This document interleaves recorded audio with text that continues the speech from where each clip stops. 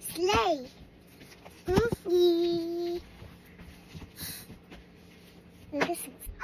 Diba, giunhan ako sa akong anak.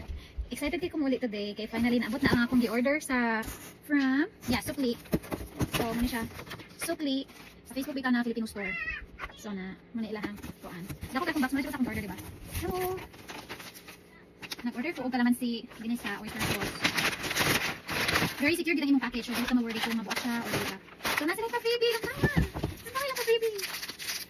Kakumuchuan, ang sarap na biscuit.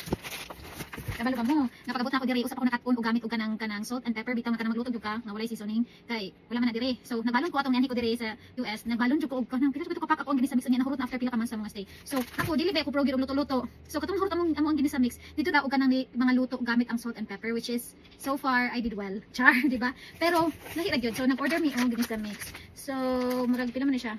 250 grams. Guess what? Not one, not two. But 3 packs ani among gipalit. Kasi hindi siya ka-sold out. And then, naka-bubble wrap gid siya. Kani siya, kay oyster sauce ni siya.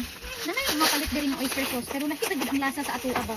Lahi ra gid ang timpla sa ato ang oyster sauce ng dito sa Pinas. Very secure gid siya.